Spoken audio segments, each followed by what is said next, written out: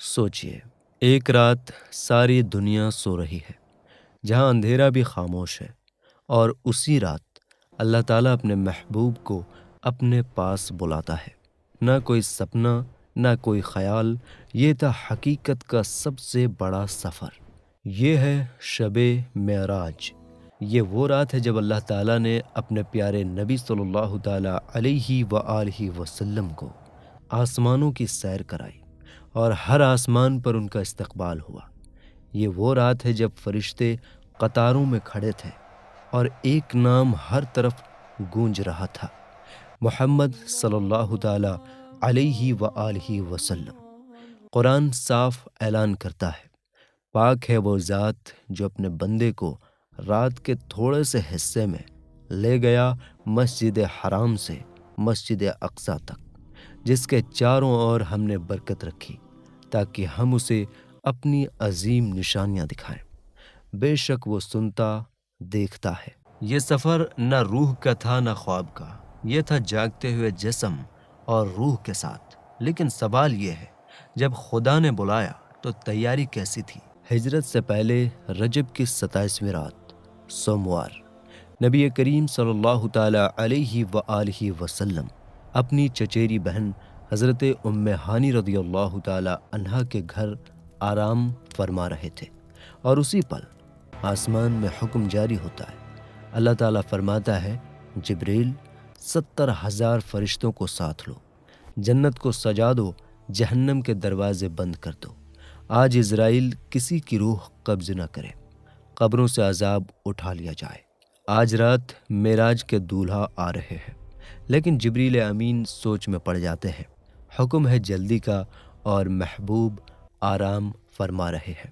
آواز دے کر جگائیں تو ادب میں کمی، نہ جگائیں تو حکم کی تعمیل میں دیر۔ اب کیا ہوگا؟ اللہ تعالیٰ فرماتا ہے، جبریل تمہارے ہونٹ کافر کے ہیں، اور میرے محبوب کے قدم نور کے۔ جبریل امین نورانی ہونٹوں سے سرکار صلی اللہ تعالیٰ علیہ وآلہ وسلم کے قدم مبارک کو چھوتے ہیں، اور اسی لمحے نبی پاک صلی اللہ تعالیٰ علیہ وآلہ وسلم بیدار ہوتے ہیں۔ جبریل آج کیسے آنا ہوا؟ جبریل عرض کرتے ہیں، یا رسول اللہ صلی اللہ تعالیٰ علیہ وآلہ وسلم، اللہ آپ کے دیدار کا مستاق ہے۔ جنت سے ایک نورانی سواری لائی جاتی ہے، براق، سفید رنگ، تیز رفتار، جہاں نظر جائے وہیں قدم پڑے۔ لیکن جنت میں ہزاروں براقوں میں سے ایک براق رو رہا تھا۔ کیوں؟ کیونکہ اسے اپنے نصیب میں محمد صلی اللہ تعالیٰ علیہ وآلہ وسلم کی سواری چاہیے تھی، اور اللہ نے رونے والے کو چن لیا۔ یہ پیغام ہے، اللہ کو محبت میں رونا بہت پسند ہے، خاص کر اس کے محبوب کی محبت میں۔ اب سوال یہ ہے، براق کیوں کانپ اٹھا؟ نبی پاک صلی اللہ تعالیٰ علیہ وآلہ وسلم سوار ہوتے ہوئے کیوں رکے؟ امت کی یاد اس سفر میں کیسے آئی؟ نبی کریم صلی اللہ تعالیٰ علیہ وآلہ وسلم جب براق کے قریب آئے تو براق مچل رہا تھا۔ یہ نہ نافرمانی تھی نہ بے ادبی، یہ خوشی اور ناز کا اظہار تھا کہ آج اسے رسول اللہ صلی اللہ تعالیٰ علیہ وآلہ وسلم کی سواری بننے کا شرف ملنے والا ہے۔ تب جبریل امین علیہ السلام نے فرمایا، ٹھہر جا، دیکھ آج کس عظیم نبی صلی اللہ تعالیٰ علیہ وآلہ وسلم کی سواری بننے کا شرف تجھے مل رہا ہے۔ یہ سنتے ہی براق ادب اور عاجزی کے ساتھ ٹھہر گیا۔ لیکن یہاں ایک اور بات ہوئی۔ نبی پاک صلی اللہ تعالیٰ علیہ وآلہ وسلم سوار ہوتے ہوتے رک گئے۔ فرشتے حیران، جبریل امین متوجہ، اتنا بڑا بلاوا، پھر یہ ٹھہراؤ کیوں؟ نبی کریم صلی اللہ تعالیٰ علیہ وآلہ وسلم کی آنکھوں میں نمی آ گئی۔ فرمایا گیا، مجھے میری امت یاد آ رہی ہے، کمزور امت، گنہگار امت۔ پل صراط کا ذکر ہوا، بال سے زیادہ باریک، تلوار سے زیادہ تیز۔ نبی پاک صلی اللہ تعالیٰ علیہ وآلہ وسلم کی فکر تھی، میری امت اسے کیسے پار کرے گی؟ اسی وقت اللہ کی طرف سے پیغام آیا، اے میرے محبوب، آپ فکر نہ کریں، آپ کی امت کو ہم ایسے پار کرائیں گے کہ انہیں خبر بھی نہ ہوگی۔ یہ سن کر نبی کریم صلی اللہ تعالیٰ علیہ وآلہ وسلم نے براق پر سواری فرمائی۔ رات کا سناٹا اور پھر سفر شروع ہوا۔ براق کی رفتار جہاں نظر پہنچے وہیں قدم پڑے۔ یہ سفر عام راستوں سے نہیں تھا، یہ اللہ کے چنے ہوئے راستے تھے۔ راستے میں کئی مقدس جگہوں پر نبی پاک صلی اللہ تعالیٰ علیہ وآلہ وسلم ٹھہرے اور نماز ادا کی۔ وہ زمین جہاں آگے چل کر مدینہ منورہ آباد ہونے والا تھا، حضرت عیسیٰ علیہ السلام کی ولادت کی جگہ طور کی سرزمین، یہ ٹھہراؤ اس بات کا ثبوت ہے کہ مقدس جگہوں پر عبادت میں برکت ہے۔ اب سفر اپنے پہلے بڑے مقام کی طرف بڑھ رہا تھا، وہ جگہ جہاں تمام انبیاء انتظار میں تھے۔ نبی کریم صلی اللہ تعالیٰ علیہ وآلہ وسلم مسجد اقصیٰ پہنچے۔ براق کو اس جگہ باندھا گیا جہاں پہلے انبیاء اپنی سواریاں باندھا کرتے تھے، اور پھر نبی پاک صلی اللہ تعالیٰ علیہ وآلہ وسلم مسجد اقصیٰ میں داخل ہوئے۔ اندر حضرت آدم علیہ السلام سے لے کر حضرت عیسیٰ علیہ السلام تک تمام انبیاء موجود تھے۔ سب نے نبی پاک صلی اللہ تعالیٰ علیہ وآلہ وسلم کا استقبال کیا۔ یہاں کوئی شک نہیں رہا کون آگے ہے اور کون پیچھے۔ آذان ہوئی، صفیں بنی، جبریل امین نے عرض کیا، یا رسول اللہ صلی اللہ تعالیٰ علیہ وآلہ وسلم، امامت آپ فرمائیے۔ اور نبی کریم صلی اللہ تعالیٰ علیہ وآلہ وسلم نے تمام انبیاء کی امامت فرمائی۔ جو پہلے آئے تھے وہ پیچھے کھڑے تھے، جو بعد میں آئے وہ آگے تھے۔ اس سے پتہ چلا کہ حضور پاک صلی اللہ تعالیٰ علیہ وآلہ وسلم تمام انبیاء کرام کے سردار ہیں اور اللہ تعالیٰ نے آپ کو سب سے اونچا مقام دیا ہے۔ اب سوال یہ ہے، مسجد اقصیٰ سے آگے کیا ہوا؟ آسمانوں کے دروازے کیسے کھلے؟ پہلا آسمان اور پہلی ملاقات کس سے ہوئی؟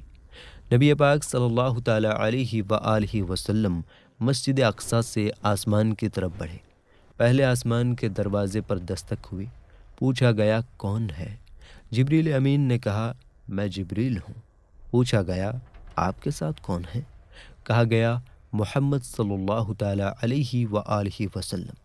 پھر پوچھا گیا کیا انہیں بلایا گیا ہے؟ جواب آیا ہاں۔ ترنت کہا گیا مرحبا، بہت اچھے مہمان ہیں۔ دروازہ کھول دیا گیا۔ پہلے آسمان پر ملاقات ہوئی حضرت آدم علیہ السلام سے۔ حضرت آدم علیہ السلام نے نبی پاک صلی اللہ تعالیٰ علیہ وآلہ وسلم کو دیکھا، سلام کیا اور فرمایا نیکی والے نبی اور نیکی والے بیٹے مرحبا۔ یہ ملاقات یہ بتاتی ہے کہ نبی پاک صلی اللہ تعالیٰ علیہ وآلہ وسلم کو پہلے ہی آسمان پر کتنی عزت ملی۔ لیکن یہ تو صرف شروعات تھی، آگے ہر آسمان پر ایک نئی گواہی ملنے والی تھی۔ دوسرے آسمان پر ملاقات ہوئی حضرت عیسیٰ اور حضرت یحییٰ علیہ السلام سے۔ دونوں نے نبی پاک صلی اللہ تعالیٰ علیہ وآلہ وسلم کو سلام کیا اور سواگت کیا۔ تیسرے آسمان پر ملاقات ہوئی حضرت یوسف علیہ السلام سے، جنہیں حسن کا حصہ دیا گیا تھا۔ انہوں نے بھی نبی کریم صلی اللہ تعالیٰ علیہ وآلہ وسلم کو مرحبا کہا۔ چوتھے آسمان پر ملاقات ہوئی حضرت ادریس علیہ السلام سے۔ قرآن کہتا ہے اللہ نے انہیں اونچا مقام دیا۔ ہر آسمان پر سلام، ہر ملاقات پر تصدیق، لیکن ابھی سب سے اہم ملاقات باقی تھی۔ پانچویں آسمان پر ملاقات ہوئی حضرت ہارون علیہ السلام سے۔ چھٹے آسمان پر ملاقات ہوئی حضرت موسیٰ علیہ السلام سے۔ حضرت موسیٰ علیہ السلام رو پڑے۔ پوچھا گیا کیوں روتے ہیں؟ فرمایا اس لیے کہ میرے بعد آنے والے نبی کی امت میری امت سے زیادہ جنت میں جائے گی۔ یہ تھا فضیلت کا اعتراف۔ اب سفر اس مقام کی طرف بڑھ رہا تھا جہاں فرشتوں کے سردار بھی آگے نہیں جا سکتے۔ نبی پاک صلی اللہ تعالیٰ علیہ وآلہ وسلم سدرۃ المنتہا تک پہنچے۔ یہ وہ حد ہے جہاں تک مخلوق پہنچ سکتی ہے۔ یہاں جبریل امین رک گئے۔ انہوں نے عرض کیا یا رسول اللہ صلی اللہ تعالیٰ علیہ وآلہ وسلم، اگر میں اس سے آگے بڑھا تو چل جاؤں گا۔ سدرۃ المنتہا کے پاس بیت المعمور ہے۔ یہاں ہر دن 70,000 فرشتے عبادت کرتے ہیں اور پھر کبھی لوٹ کر نہیں آتے۔ نبی پاک صلی اللہ تعالیٰ علیہ وآلہ وسلم نے یہاں بھی فرشتوں کی امامت فرمائی۔ اب سوال یہ ہے، سدرۃ المنتہا سے آگے کیا ہوا؟ جبریل کیوں رک گئے؟ اور وہ کون سا مقام ہے جہاں صرف نبی پاک صلی اللہ تعالیٰ علیہ وآلہ وسلم پہنچے؟ رسول پاک صلی اللہ تعالیٰ علیہ وآلہ وسلم سدرۃ المنتہا تک پہنچے۔ یہ وہی حد ہے جہاں تک مخلوق کا علم اور سفر ختم ہو جاتا ہے۔ یہی جبریل امین نے عرض کیا، یا رسول اللہ صلی اللہ تعالیٰ علیہ وآلہ وسلم، اب میں اس سے آگے نہیں جا سکتا، اگر بڑھا تو نور کی تجلی سہن نہیں کر پاؤں گا۔ یہاں سے رسول کریم صلی اللہ تعالیٰ علیہ وآلہ وسلم اکیلے آگے بڑھے۔ اب سوال یہ نہیں تھا کہ کون ساتھ جائے گا، اب سوال تھا کون اکیلے بلایا گیا ہے۔ سدرۃ المنتہا کے پاس ایک نورانی سواری پیش کی گئی، رف رف سبز رنگ نور سے بھرا ہوا، جس کی روشنی سورج سے بھی زیادہ تیز بتائی گئی۔ رسول کریم صلی اللہ تعالیٰ علیہ وآلہ وسلم رف رف پر سوار ہوئے۔ اب یہ سفر نہ براق کے ساتھ تھا نہ فرشتے کے ساتھ، یہ خاص سفر تھا۔ جیسے جیسے آگے بڑھتے گئے، نور کے پردے ایک ایک کر کے ہٹتے گئے، اور پھر رف رف بھی پیچھے رہ گیا۔ اب کوئی سواری نہیں، کوئی ساتھی نہیں۔ رسول کریم صلی اللہ تعالیٰ علیہ وآلہ وسلم نور کے ان گنت حجاب پار کرتے گئے اور پہنچ گئے لامکاں۔ یہاں نہ آسمان تھا، نہ زمین، نہ دشا، نہ وقت، یہ لامکاں تھا۔ یہ وہ مرحلہ ہے جسے بیان کرنے کے لیے لفظ کافی نہیں ہوتے، اور یہیں قرآن کا وہ اعلان ظاہر ہوتا ہے۔ قرآن فرماتا ہے، پھر وہ جلوہ نزدیک ہوا، پھر خوب اتر آیا تو اس جلوے اور اس محبوب میں 2 ہاتھ کا فاصلہ رہا، بلکہ اس سے بھی کم۔ اب وحی فرمائی اپنے بندے کو، جو وحی فرمائی۔ یہ مقام کسی فرشتے کو نہیں ملا، کسی نبی کو نہیں ملا، کسی مخلوق کو نہیں ملا۔ یہ خاص تھا رسول کریم صلی اللہ تعالیٰ علیہ وآلہ وسلم کے لیے۔ یہاں کوئی تشبیہ نہیں، کوئی کیفیت بیان نہیں، کیسے نہیں بتایا گیا، کیونکہ اللہ کی ذات کیسے سے پاک ہے۔ قرآن نے جتنا بتایا اتنا ہی بیان کیا جاتا ہے۔ قرآن کہتا ہے، پھر اللہ نے اپنے بندے کو وحی فرمائی۔ جو وحی فرمائی یہ وحی ہے جو بے واسطہ تھی، بنا جبریل کے تھی، سیدھے اللہ کی طرف سے تھی۔ اب سوال یہ نہیں کہ کیا ملا، سوال یہ ہے امت کے لیے کیا طے ہوا۔ کیا رسول کریم صلی اللہ تعالیٰ علیہ وآلہ وسلم نے اللہ کا دیدار کیا؟ وہاں کیا بات ہوئی جو کسی اور کو نہیں بتائی گئی؟ اور امت کے لیے سب سے بڑا تحفہ کیا تھا؟ اس مقام پر امت کے علماء نے بیان کیا ہے، کچھ صحابہ اور تابعین کے نزدیک رسول کریم صلی اللہ تعالیٰ علیہ وآلہ وسلم نے اللہ تعالیٰ کا دیدار کیا، اور کچھ نے فرمایا کہ یہ دیدار دل سے ہوا۔ قرآن نے جو فرمایا وہ حد سے آگے نہیں بڑھایا جاتا، نہ نگاہ بھٹکی نہ حد سے آگے بڑھی۔ یہ بیان کرتا ہے کہ جو بھی ہوا اللہ کے حکم سے ہوا، اور رسول کریم صلی اللہ تعالیٰ علیہ وآلہ وسلم پوری ادب اور اطاعت میں رہے۔ یہاں کیسے بیان نہیں کیا جاتا، کیونکہ اللہ کی ذات کیفیت سے پاک ہے۔ لیکن دیدار کے بعد امت کے لیے ایک بڑا تحفہ ملنے والا تھا، ایسا تحفہ جو ہر مسلمان کی زندگی سے جڑا ہے۔ یہیں اللہ تعالیٰ نے اپنے محبوب کی امت کے لیے نماز فرض کی۔ شروعات میں 50 وقت کی نماز فرض کی گئی۔ رسول کریم صلی اللہ تعالیٰ علیہ وآلہ وسلم اسے لے کر واپسی کے سفر پر آئے۔ چھٹے آسمان پر ملاقات ہوئی حضرت موسیٰ علیہ السلام سے۔ انہوں نے پوچھا، آپ کی امت کے لیے آپ کو اللہ تعالیٰ نے کیا عطا فرمایا؟ رسول کریم صلی اللہ تعالیٰ علیہ وآلہ وسلم نے فرمایا، 50 وقت کی نماز۔ حضرت موسیٰ علیہ السلام نے عرض کیا، آپ کی امت کمزور ہے، اپنے رب کے پاس لوٹ جائیے اور کمی کی درخواست کیجیے۔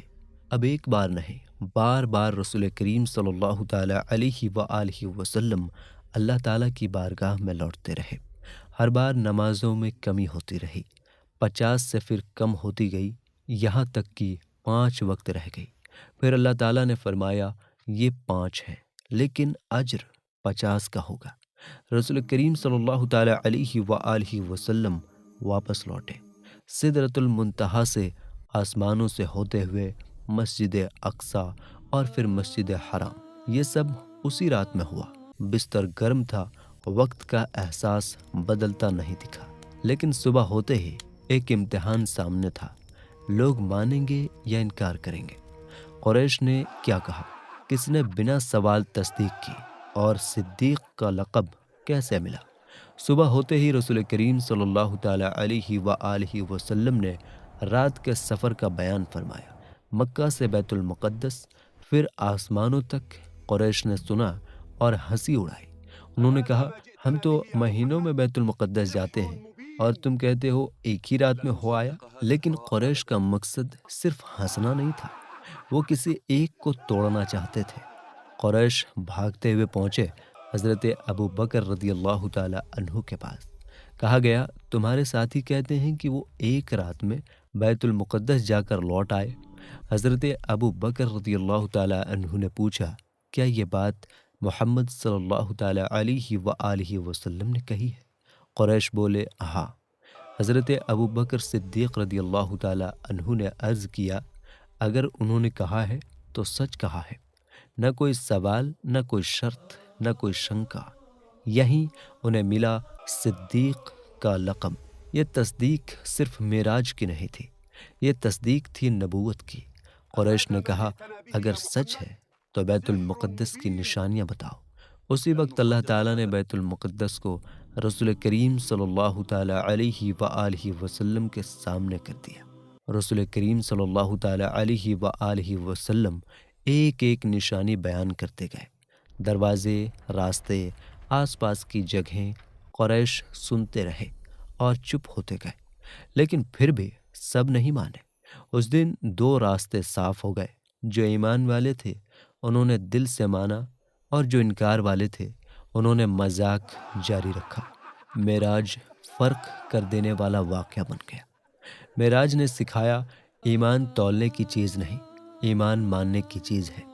رسول کریم صلی اللہ تعالی علیہ وآلہ وسلم نے امت کو یاد دلایا، نماز ہلکی نہیں، یہ معراج کا تحفہ ہے۔ جو نماز تھامے گا وہ نبی پاک صلی اللہ تعالی علیہ وآلہ وسلم سے جڑا رہے گا۔ لیکن کہانی ابھی پوری نہیں ہوئی۔ معراج صرف سفر نہیں تھا، یہ ذمہ داری بھی تھی۔ معراج سے امت نے کیا سیکھا؟ نماز کا معراج سے کیا رشتہ ہے؟ اور آج ہمارے لیے سب سے بڑا پیغام کیا ہے؟ معراج صرف یہ بتانے کے لیے نہیں تھا کہ رسول کریم صلی اللہ تعالی علیہ وآلہ وسلم کتنی بلندی تک گئے، بلکہ یہ بتانے کے لیے تھا کہ امت کو کتنی بڑی امانت دی گئی۔ وہ امانت ہے نماز۔ رسول کریم صلی اللہ تعالی علیہ وآلہ وسلم نے فرمایا، معراج میں اللہ تعالیٰ سے بنا واسطے بات ہوئی اور وہی نماز فرض کی گئی۔ یعنی نماز وہ عبادت ہے جس کے ذریعے بندہ زمین پر رہتے ہوئے اللہ کے قرب کو پاتا ہے۔ جو بندہ سجدے میں جاتا ہے وہ اپنے حال کے مطابق معراج کا حصہ پاتا ہے۔ لیکن یہاں ایک کڑی بات ہے، معراج پر ایمان رکھنے والا نماز سے غافل کیسے ہو سکتا ہے؟ معراج کے دن لوگ دو حصوں میں بٹ گئے، بنا دیکھے ماننے والے اور دیکھ کر بھی نہ ماننے والے۔ آج بھی کسوٹی وہی ہے، جو نماز تھامے گا وہ معراج کے پیغام کو تھامے گا، جو نماز چھوڑے گا وہ معراج کے تحفے سے دور ہوتا جائے گا۔ معراج کی رات رسول کریم صلی اللہ تعالی علیہ وآلہ وسلم اپنی امت کو نہیں بھولے۔ پل صراط کی فکر، گنہگاروں کی فکر، کمزوروں کی فکر معراج ہمیں سکھاتی ہے، اللہ بلائے تو راستے بنتے ہیں۔ رسول کریم صلی اللہ تعالی علیہ وآلہ وسلم کی شان اللہ کے حکم سے ہے، اور امت کی نجات نماز اور ایمان سے جڑی ہے۔ آج کا انسان معراج کی کہانی سنتا ہے لیکن نماز بھول جاتا ہے۔ اگر معراج پر یقین ہے تو نماز پر عمل بھی ہونا چاہیے۔ یہی معراج کی سچی تصدیق ہے۔ اللہ تعالیٰ سے دعا ہے ہمیں نماز کا احترام عطا فرمائے، معراج کے پیغام پر چلنے کی توفیق دے، اور رسول کریم صلی اللہ تعالی علیہ وآلہ وسلم کی شفاعت نصیب فرمائے۔ آمین یا رب العالمین۔